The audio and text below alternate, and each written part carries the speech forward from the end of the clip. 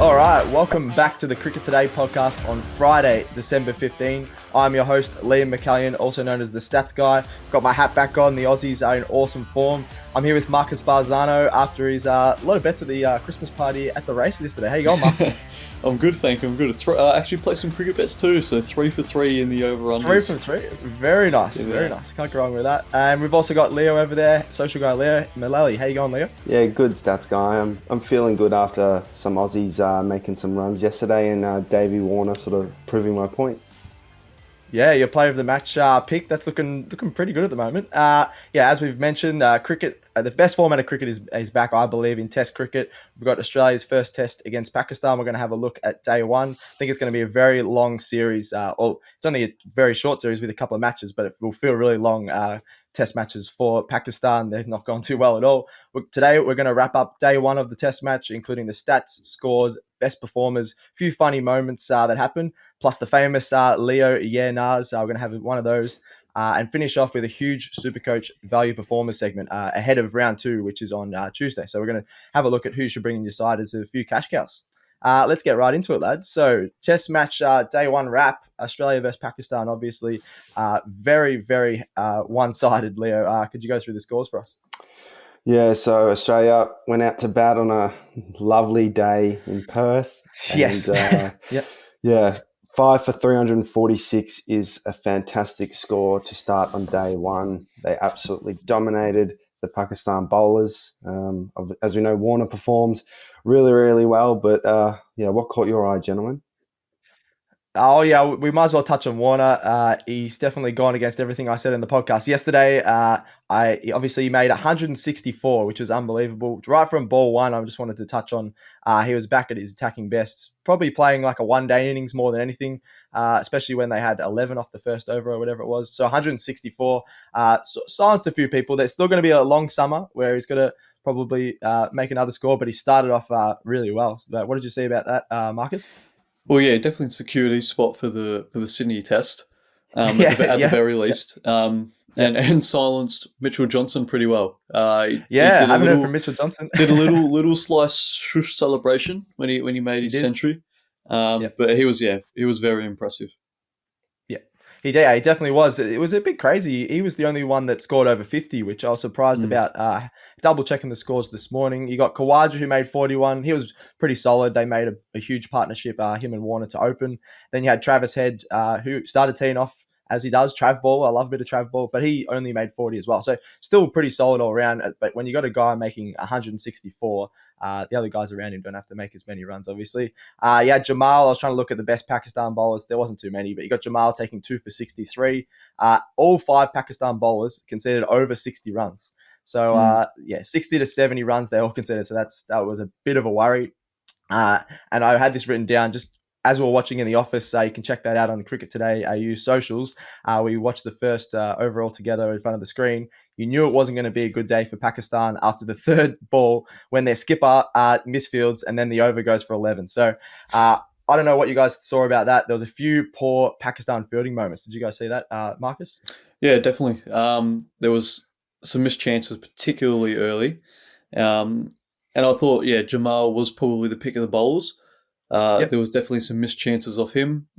Could have ended up with some better figures at the end of day one, but they were poor in the field. And I think if you want to beat a side like Australia, you have to make the most of your chances in the field, and they didn't.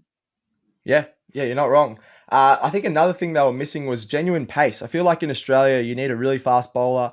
Obviously, in the past, teams that have had really fast bowlers can use those pacey wickets in Australia. I'm not saying Harris Ralph is the be-all and end-all, but I just feel like just a few overs from him with a bit of pace could halt the Aussies a little bit. So are Pakistan, I might ask you this one, Leo, because I'm not sure about your stance on Harris Ralph. Are they missing Harris Ralph? He pulled out of the tests just to play Big Bash. So do you reckon they're missing Harris Ralph? I don't think so. I think we saw earlier in the year, I think he got hit 1 for 78, I want to say, going at 6 and over. Yeah, it wasn't great. In the test earlier. And although his pace would be suited to the wicket, I just think he's not someone that can be successful in a test match arena. He's more of a attacking bowler, and he's not the type of bowler to have a plan and wait for that plan to work out. He's more, let's attack the stumps or let's bowl a bouncer. I don't think he's the type of bowler that is going to have that sort of longevity in his spell to have a plan work, if that makes sense. Yeah, I think you've explained that a lot better than I was expecting, to be honest. Yeah, I was a bit iffy. A few people brought up Harris Ralph in the commentary. Yeah, I do think at the start of innings he could be okay, but longevity in a whole day of a test match, he does lose a bit of pace and lose a bit of fitness even, I think. So, yeah, about amazing performance by the Aussies. I was still surprised. 346. What score do we reckon, lads, we're going to get to before we declare or get bowled out? I think 500 probably 500 is where we'll end up. Yep. Yeah, I don't have much faith in Alex Carey. We still got Mitch Marsh, and we still got even Pat Cummins can hold the sticks. Stark, even Nathan Lyon, well. Stark, they can all, even if they all chip in with 20 or 30, we can easily make our way to 500, and then it's all about our best bowling attack in the world. We've got the best lineup out there that we could possibly field, and it's all about just getting them out for under 300 really, and then hopefully send them back in. No, fair call. I think 500 would be good. I don't see them making more than, I don't know, 200, 300. Barbara Azam's going to have to make a huge score for them to be even competitive in this one. So that'll be interesting. One thing I actually wrote down on some other notes was I love just that the summer of cricket's back. You get some really nice commentators like Kerry O'Keefe. Good to hear his Skulls laugh back and some of his jokes yesterday. If you go on social media and want to check out, it's just that some of them don't make sense. Some of them do. He's just hilarious. And even if it's a bad joke, his laugh just, it's hysterical. So I love that. You get all the fun commentators back, especially in Australia for the summer of cricket. All right, Leo, for this test match, each day we're going to do a yeah and nah. What's day one wrap, or just in general, the yeah and nah question for today, please? Yeah, so Marnus and Smith still top 5 batsmen in the world. Yeah, nah. You go, Marcus. I'm split on this. I'll say yes for Steve Smith. I think he's a bit of context. Steve Smith third in the ICC Test batting rankings. Marnus is fifth. I think Smith still is, and he has the potential. I think he's a bit timid at the moment. He's a bit too minded, a little bit scared with the bat. He's not as free as he was, I think, in the previous, even go back to the Ashes series, even before that, because he's been out of form for a little while now. Wasn't great, but I think he's still a top 5 batsman. But Marnus, I'll probably say no. As you can see, he had to fight for his spot in the ODI team for the World Cup. Wouldn't do great for his confidence. His confidence might be a little bit down, even though he did play for the majority of that series. He's struggling to build on from a good platform in his innings, and I just think he needs to start getting on and making a couple half centuries, a century here and there. So top 5 batsmen, probably not for Marnus. Ooh, okay. I'll still go yeah for both of them. I think they've got an amazing track record. Even though Smith isn't been the best form of his life, I think he just has really high standards. I think, obviously, he's in a little bit of a slump, but him and Marnus, I think, are still going to have a massive summer. I know they didn't make the runs. Obviously, Davey Warner made the runs on day one. I feel like against West Indies and Pakistan, they're still going to make a lot of runs. I think like you said about sort of Marnus, I think he just needs, even Smithy, just need to get to that 50. And once they get past that 50, get their confidence back a little bit. Maybe Smith, I think we were talking about yesterday, he's always fidgety and stuff like that, but he's been a bit less fidgety. Maybe he needs to bring that back. I'm not sure if that's the reason he's not making as many runs, but still top 5 in the rankings. You got Travis Head at 6th on the rankings. Do you rate Travis Head higher than Marnus in the rankings at the moment, Marcus, or probably still Marnus? I'd take Travis Head at the moment over Marnus. I just think the way Test cricket's sort of moving as well, Travis Head it's refreshing to see that he's still playing without fear, no matter what point of the game it is.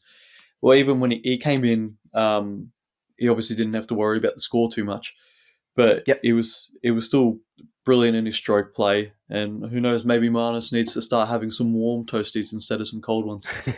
Yeah, the fact that that when that came out, he had the warm toasties in his pocket. He's a weird man, isn't he? He's a very, very, very strange man. All right, so yeah, that's our opinion on their top 5 potential. Let's have a look at my favorite part, SuperCoach segment, lads. The value SuperCoach players from round 1 of the Big Bash. So we're going to have a look at who's going to make us some money through round 2. Who did really well but was really cheap as well. So who's your value performer in the Big Bash at the moment for SuperCoach, Leo? Yeah, it's got to be Tanvir Sangha for me. I think he has the second highest break even at minus 35. So for those who don't know, the lower the break even, the better, because that means the more cash you essentially make and you're more of a value pick.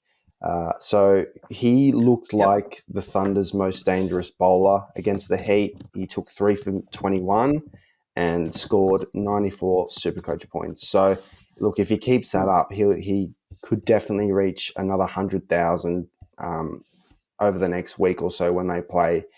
So he's got to be my pick going forward. You need him in your team. He's an absolute must. Who do you think, Stats Guy? Yeah. I was going to go Mitch Swepson. So similar price. He's gone up to 103,000. He must have started at a very similar price to Sangha. Swepson was 72,000. So he's already gone up 30,000, which is awesome. Got 162 points. And was it this third most score in round 1 of the Big Bash SuperCoach? So that's bloody awesome. Amazing quicker ball. He sort of improved, I reckon, in that quicker ball through the gate and got a couple of bowled wickets. He had 3 for 23 and 2 for 26 in his first 2 games. As Leo mentioned, a break even is really important. And Swepson has the best break even by an absolute mile. He's got a minus 70 break even. So I think if you have to bring him in your team, even if he gets 1 wicket in one of those matches, he's going to get a couple of points. Even if he actually just gets a few dot balls, he's going to get easily a massive, massive total added to his price. So I think he's a must-have in SuperCoach at the moment. Really good form. I think he was a bit out of form probably the last couple of years. He's got his confidence back. He's got the headband. I don't know if you guys seen the sort of ninja-like headband. They were talking him up on the commentary, and I think that's helping him a little bit as well. So 103,000 is a must-have in SuperCoach and really, really cheap for a classy bowler like him. Who's your go-to here for SuperCoach, Marcus? Well, I've got Cooper Connolly from the Perth Scorchers. Just a young kid, only at 82,900. And he scored 87 points in round 1. Even though they had the double round, he pretty much only played 1 game because of the pitch down in GMHBA. So he finished with figures of 1 for 11 off 2 overs and opening the baton against the Stars, made a quick 20 off 9 balls. So even though 20 is not the biggest score, he's still got those extra points for the strike rate, a couple of boundaries here and there. And the fact that he can chip in with the ball for a couple of overs, I think for someone who's that cheap, you just got to get him into your team. Yep. Yeah, that's awesome. 82,000. I thought he would be a bit more than that. Especially there's just WA are producing so many young guys, young all-rounders that are going to be playing in Australia white ball cricket for a while. I reckon you've got who else? You got Hardy, obviously. You've got Cam Green's from there as well. They're just producing. Mackenzie was also brilliant. Mackenzie, with the ball in hand. Yeah, he's got a couple of wickets at the G. That was against the Stars, so we put a bit of an asterisk on that. When the Big Bash comes back next week, we're definitely going to hone in on that Stars game for some SuperCoach players, I reckon, because that'll be an interesting one. All right, lads, I think that's it. So we've gone through day 1 of the tests. We're going to come back next week and do a bit more about the tests and then some more Big Bash. We're going to be absolutely loving this summer of cricket. So that's it for the Cricket Today show today. We'll be back with this next week, as I said.